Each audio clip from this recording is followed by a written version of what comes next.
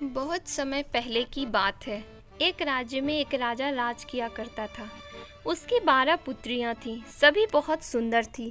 वह सबसे बहुत प्रेम करता था, इसलिए उनकी सुरक्षा का विशेष ख्याल रखता था। किसी भी राजकुमारी को महल से बाहर जाने की अनुमति नहीं थी। वे हर समय कड़ी सुरक्षा में रहती थी। कुछ सैनिक हर समय उनके आसपास रहते ताकि उन पर किसी तरह का खतरा ना आ सके। राजकुमारियों के रहने की व्यवस्था एक ही कक्ष में थी। रात में उनके सोने जाते ही वह कक्ष बाहर से बंद कर दिया जाता था ताकि न वो बाहर निकल सके न ही कोई उनके कक्ष में प्रवेश कर सके। कक्ष के बाहर सैनिक तैनात रहते थे, लेकिन इतनी सुरक्षा के बावजूद भी जब राजा सुबह राजकुमारियों से मिलने आता तो उनके जूते फटे हुए होते थे। राजा हैरान रह जाता। पूछने पर राजकुमारियां कहती कि उन्हें भी नहीं पता कि उनके जूते कैसे फट गए। हर दिन राजकुमारियों के लिए नए जूते लेने पड़ते। हर दिन राजकुमारियों के जूतों का फटना राजा के लिए एक रहस्य बनता जा रहा था। वह चाहता था कि इस रहस्य का पर्दाफाश हो, इसलिए अपने स्तर पर उसने कई प्रयास किए, लेकिन सफल नहीं हो पाया। अंत में उसने राज्य में एक घोषणा करवा दी कि जो व्यक्ति 3 दिनों में राजकुमारियों के जूते फटने का कारण का पता लगा ले, उसका विवाह उनकी मनपसंद राजकुमारी से करवा दिया जाएगा। साथ ही में उसे राजा का उत्तराधिकारी भी घोषित कर दिया जाएगा। हाय गाइज, ये कहानी आपको कैसी लगेगी? प्लीज़ लाइक शेयर सब्सक्राइब करना ना भूलें और ये कमेंट जरूर करें कि ये कहानी आपको कैसी लग रही है। क्या हमें और भी कहानियाँ ऐसे बनानी चाहिए? लेकिन इस कार्य में असफल रहने पर उसका सिर धड़ से अलग कर दिया जाएगा। यह घोषणा पड़ोसी राज्यों तक भी पहुंची और पड़ोसी राज्यों के राजकुमार इस रहस्य का पता लगाने राजा के पास आने लगे। राजा उन्हें राजकुमारियों के कक्ष के साथ वाले कक्ष में ठहराता ताकि उन्हें निगरानी करने में कोई असुविधा ना हो।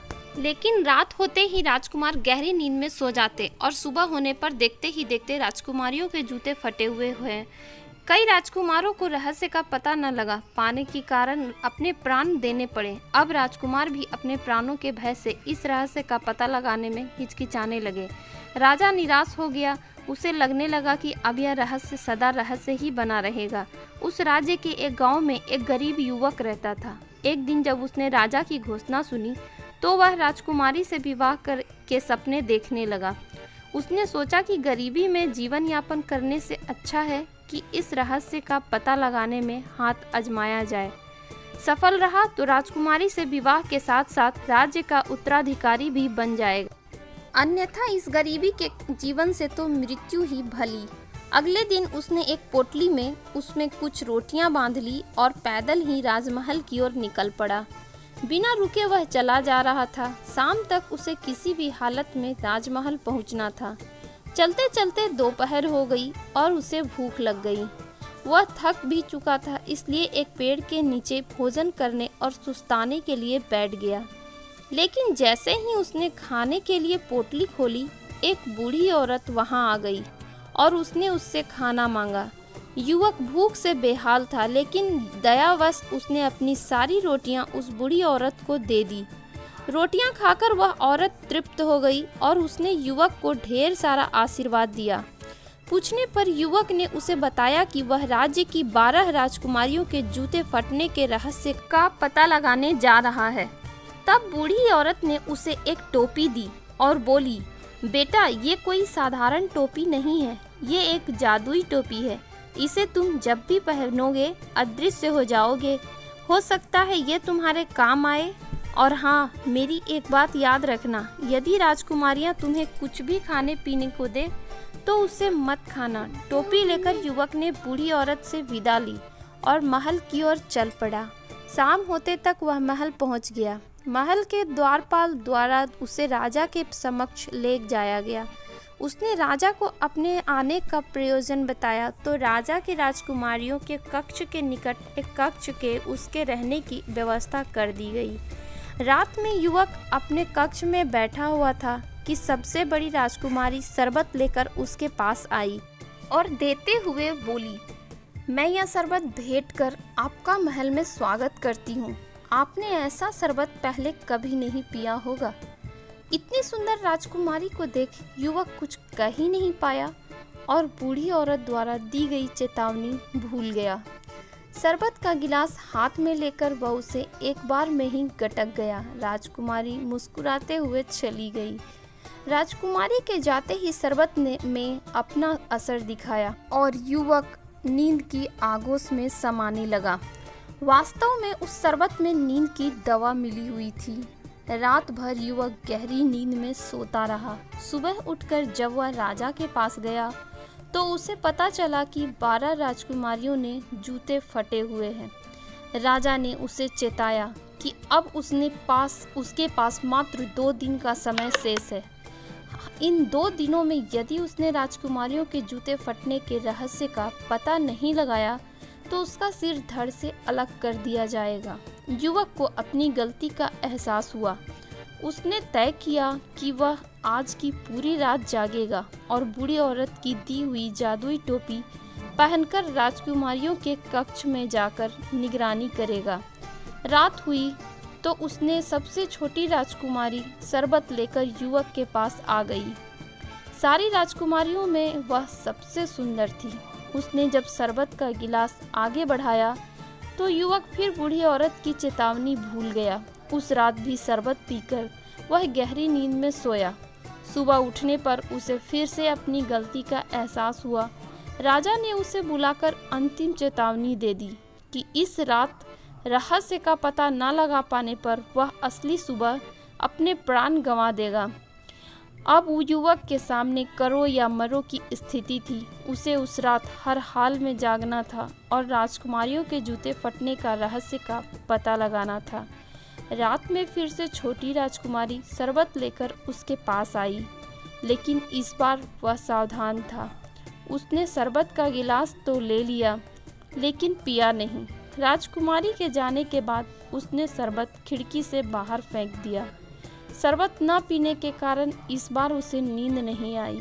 देर रात वह बूढ़ी औरत की दी हुई जादुई पहनकर टोपी 12 राजकुमारियों के कमरे में चला गया। जादुई टोपी के कारण वह अदृश्य था। कोई उसे देख नहीं पा रहा था, लेकिन वह यह सब देख रहा था। उसने देखा कि सभी राजकुमारियां सुंदर वस्त्र और नए जूते पहनकर सज धज कर तैयार हैं। युवक ये देखकर हैरान था। उसे समझ नहीं आ रहा था कि रात के इस पहर राजकुमारियां इतनी तैयार होकर क्यों हैं। तभी सबसे बड़ी राजकुमारी सबसे छोटी राजकुमारी से बोली, जाओ जाकर पता तो करो कि वह युवक सोया है या नहीं। छोटी राजकुमारी युवक के कक्ष की ओर की दीवार पर कान लगाकर खड़ी हो गई और उसके खर्राटे सुनने की कोशिश करने लगी। युवक समझ गया कि उसे खर्राटे की आवाज़ निकालनी होगी ताकि राजकुमारियां उसकी ओर से निश्चिंत हो जाए। वह अदृश्य अवस्था में दीवार के पास जाकर खर्राटे की आवाज़ निकालने लगा, जिससे छोटी राजकुमारी को लगा कि वह सो गया है। उसने सारी राजकुमारियों को यह खबर दे दी। फिर सबसे बड़ी राजकुमारी ने 12 बिस्तरों में से एक बिस्तर खिसकाया और 3 बार ताली बजाई। ताली बजाते ही वहाँ की ज़मीन पर एक और खिसक गई ज़मीन। वह एक गुप्त मार्ग था जहाँ नीचे की ओर सीढ़ियाँ बनी हुई थी। सभी राजकुमारियाँ एक एक कर उस गुप्त मार्ग में बनी सीढ़ियों से नीचे उतरने लगी। युवक भी उनके पीछे हो लिया। सीढ़ियाँ खत्म होने पर एक घना जंगल पड़ा। उस जंगल में लगे पेड़ों की डालियाँ सुनहरी थी। युवक ने एक सुनहरी डाली तोड़कर अपने पास रख ली। जंगल पार कर राजकुमारियां एक झील के किनारे पहुंची, जहां 12 नावों में 12 राजकुमार उनका इंतजार कर रहे थे। सभी राजकुमारियां एक एक नाव में बैठ गई। युवक सबसे छोटी राजकुमारी की नाव में बैठा। नाव में बैठकर राजकुमारियां नदी पार करने लगी। छोटी राजकुमारी को अपनी नाव पर भारी प्रतीत हो रही थी। तभी भी क्यों ना युवक उसमें बैठा हुआ था, उसने पास ही एक दूसरी नाव में बैठी अपनी बड़ी बहन को ये बात बताया तो वह हंसने लगी और बोली, लगता है आज वह नींद में है। फिर छोटी राजकुमारी कुछ न बोली। कुछ ही देर में नाव नदी पार पहुंच गई। सभी राजकुमारियां राजकुमारों के पास नाव से उतरी और आगे बढ़ने लगी। कुछ ही दूर रोशनी से जगमगाता एक शानदार महल था। उस महल में संगीत गूंज रही थी। राजकुमारियां महल के अंदर चली गई। युवक भी पीछे पीछे महल में चला गया। वहां उसने देखा कि कई युवक और युवतियां एक साथ नृत्य कर रहे हैं। राजकुमारियां भी राजकुमारों के साथ नृत्य करने लगी। युवक को अब 12 राजकुमारियों के जूते फटने का कारण समझ आ चुका था। वह एक किनारे पर खड़ा होकर सबको नृत्य करते देखने लगा। थोड़ी देर बाद उसे भूख लगने लगी। उसने देखा कि उस कक्ष के एक किनारे पर रखी मेज पर ढेर सारे पकवान सजे हुए हैं। उसने एक मिठाई उठाई और अपने मुंह में डाल ली। उसी समय सबसे छोटी राजकुमारी की नज़र उस ओर चली गई और उसने मिठाई को हवा में उड़ते और गायब होते देख लिया। यह देखकर वह डर गई। वह सबसे बड़ी राजकुमारी के पास गई और यह बात बताई तो वह बोली, लगता है तुम आज खुली आंखों से सपने देख रही हो। छोटी राजकुमारी क्या कहती, वह चुप हो गई। इधर युवक ने वहां रखे बर्तनों में से एक सुनहरा प्याला उठाया और अपने पास रख लिया। राजकुमारियां रात भर नृत्य करती रही। फिर सुबह होने पर महल से निकलकर नाव में बैठकर नदी पार कर जंगल से होते हुए सीढ़ियां चढ़कर गुप्त द्वार से अपने शयन कक्ष में आ गई। युवक भी उनके पीछे पीछे वापस आ गया। कुछ देर में ही राजा का बुलावा आ गया। जब वह दरबार पहुंचा तो 12 राजकुमारियां भी वहां उपस्थित थीं। उनके जूते फटे हुए थे। राजा ने युवक से पूछा, क्या तुम राजकुमारियों के जूते फटने का रहस्य पता लगा पाए? यदि नहीं तो अपनी अंतिम सांसें ले लो। युवक बोला, महाराज, मैंने इस रहस्य के बारे में पता लगा लिया है। और उसने रात की पूरी घटना राजा को बता दी। प्रमाण स्वरूप उसने जंगल में पेड़ से तोड़ी सुनहरी डाली और महल से उठाया सुनहरा प्याला राजा के समक्ष प्रस्तुत किया। राजा ने जब राजकुमारियों से इस बारे में पूछा तो उन्होंने भी ये बात स्वीकार कर ली। राजकुमारियों के जूते फटने का रहस्य उजागर हो चुका था। राजा ने अपना वचन निभाते हुए युवक से पूछा कि वह किस राजकुमारी से विवाह करना चाहता है। युवक ने सबसे छोटी राजकुमारी से विवाह की इच्छा जताई। राजा ने युवक का विवाह सबसे छोटी राजकुमारी से करवा दिया और उसे अपना उत्तराधिकारी घोषित कर दिया। इस तरह अपनी नेकदिली और निडरता के साथ साधारण युवक उस राज्य का उत्तराधिकारी बन गया।